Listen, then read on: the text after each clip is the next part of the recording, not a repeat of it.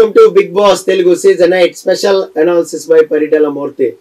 సోనియా వీళ్ళకి ఏం జరిగింది, విష్ణుప్రియ ఏమన్నా నోరు జారిందా లేదా అనేది మనం ఇప్పుడు చూద్దాం. సోనియా ఎలిమినేషన్ అనేది యాక్చువల్ గా జరిగిన తర్వాత పృథ్వీ ఇంకా నిఖిల్ ఇద్దరు కూడా చాలా అంటే చాలా బాధపడ్డారు.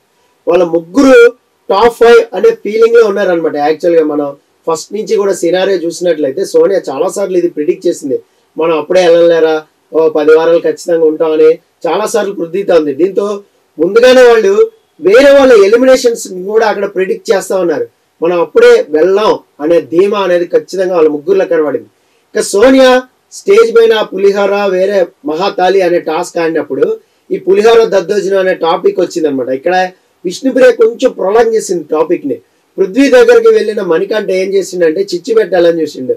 పులిహోర అన్నది కదా, యాక్చువల్ గా దద్దోజనం అంటే మీనింగ్ తెలుసా నీకు, వాట్ ఈస్ దద్దోజనం అనుకుంటే ఒక ఇంగ్లీష్ లో ఒకటి చెప్పాడు అనమాట. కానీ పృథ్వీ బాధలో ఉండి చాలా లైట్ తీసుకున్నాడు. ఒకవేళ సీరియస్ గా తీసుకున్నట్టయితే ఇది ఎక్కడికో వెళ్ళి ఉండేది, విపరీతమైన ఆర్గ్యుమెంట్ జరిగేది, అసలే వాళ్ళ ఫ్రెండ్ వెళ్ళిపోయిందన్న ఫ్రస్ట్రేషన్ లో కూడా ఉన్నాడు. సో ఎందుకంటే మణికంఠ నవ్వానని ఫీల్ అయ్యాడంట అక్కడ.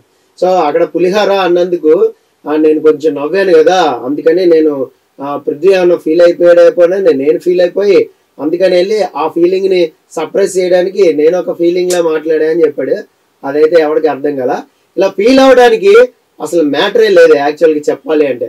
ప్రేరణ ఒక సైడ్ నుంచి చెప్తానే ఉంది, ఏది అనవసరంగా మాట్లాడు మాకు, నీకు ఎందుకు వచ్చిన టాపిక్లు అన్నా కూడా వినలేదు. ఇక సోనియా గురించి మ్యాటర్ వచ్చినప్పుడు 2 విషయాలు అయితే కరెక్ట్గా చెప్తా. సోనియా ఎలిమినేషన్ అయిపోయిన తర్వాత ఆల్మోస్ట్ అర్ధరాత్రి 1:30 వరకు మాడుకున్నారు హౌస్ మేట్స్ అందరూ కూడా. బట్ అందులో ఒక 2 పాయింట్స్ అయితే మీకు చెప్పాలనుకున్నా. లైవ్ లో ప్రేరణ ఒక విషయాలు మాట్లాడింది ఏంటంటే, ఇంట్లో ఫీమేల్ కంటెస్టెంట్స్ అసలు ఎవరిని కలవనివ్వలేదు అనే మాట చెప్పిందంట సోనియా. సో వాళ్ళే గ్రూప్ గా ఉన్నారు సార్, ఎంతసేపు కూడా నేను ఇన్ఫ్లుయెన్స్ చేస్తున్నాను వీళ్ళిద్దరిని అనుకునే భ్రమలో వాళ్ళు ఉన్నారు తప్ప, బట్ నేను ఎక్కడ కూడా ఇన్ఫ్లుయెన్స్ చేయలేదు అని చాలా ఖచ్చితంగా చెప్పింది.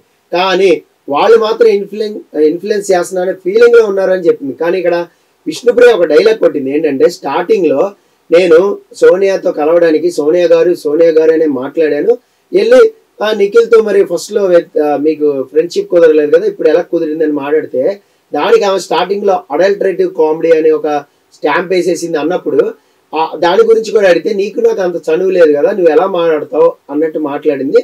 సో అందుకని చెప్పి నేను ఆమెతో అంత క్లోజ్ చనువు వచ్చినప్పుడు అడుగుదాంలే అని నేను అంత ర్యాపో తీసుకోలేదు, ఎందుకంటే ఆమె ఒక స్పేస్, ఆమె స్పెషల్ జోన్ ఉంటుంది కదా, ఆ జోన్లోకి నేను వెళ్ళాలనుకోలేదు అని అక్కడ విష్ణుప్రియ చెప్పింది. అలాగే నా జోన్లోకి కూడా సోనియాని రానివ్వలేదని ఒక క్లారిటీ ఇచ్చేసింది విష్ణుప్రియ చాలా పర్ఫెక్ట్ గా తన గేమ్ ఎలాగా ఉంది అనేది, సోనియా గేమ్ ఎలాగ ఉంది అనేది ఒక్క ముక్కలో చెప్పేసింది. ఇక్కడే సోనియా, నిఖిల్ ఇంకా పృథ్వీ మాత్రమే ఉండడానికి కూడా ఎనలైజ్ చేసుకున్నారు హౌస్ మేట్స్ అందరూ.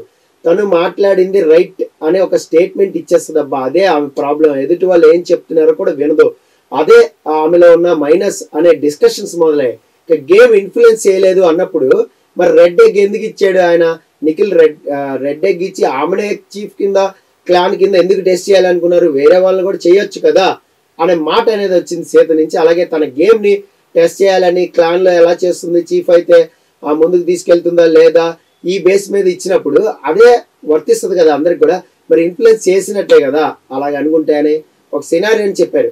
అప్పుడు ఇమ్యూనిటీ వస్తే మరి వేరే వారం సేఫ్ గా ఉండేది కదా, ఇలాంటి లెక్కలు కూడా వేశారు అనమాట. అంతేకాదు నిఖిల్ పృథ్వీ విషయంలో వాళ్ళ ముగ్గురే ఉన్నారు ఎప్పుడు కూడా, సోనియాతో పాటు వీళ్ళ ముగ్గురే కనిపించారంటే సోనియా దానికి కూడా అందంట, మేము ఎప్పుడో సాయంత్రం పూట ఎప్పుడో మొత్తం ఎంటైర్ హౌస్ లో ఒక 1 hour 2 hours కూర్చుంటాం తప్ప ఎక్కువసేపు మేము కలిసింది లేదు అని చెప్పిందంట.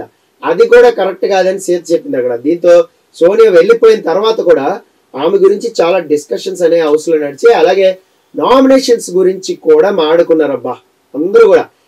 ఎవరిని నామినేట్ చేయబోతున్నారు ఎందుకు అనేది ఒక చర్చలు, సుదీర్ఘమైన చర్చలు జరిగాయి. ఇక్కడ విచిత్రం ఏంటంటే, నామినేట్ చేయాలనుకునే వారి దగ్గరికి వెళ్ళి ఎందుకు నామినేట్ చేస్తున్నాం, ఏ పాయింట్ మీద నామినేట్ చేస్తున్నాం అని ముందే చెప్తున్నారు.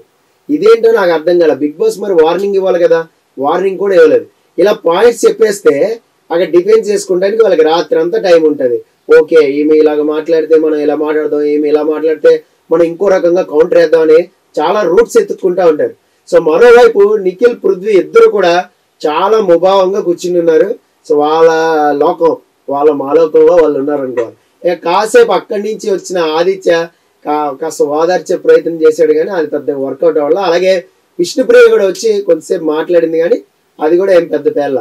ఆ తర్వాత మణికంఠ జైలుకి వెళ్ళడం, జైల్లోనే ఆయన ఆడియన్స్ అందరికీ అబ్బా థ్యాంక్స్ అబ్బా మీరు నన్ను సేవ్ చేశారని ముద్దులు పెట్టేయడం, ఆడియన్స్ అందరికీ కిస్సులు ఇచ్చాడు.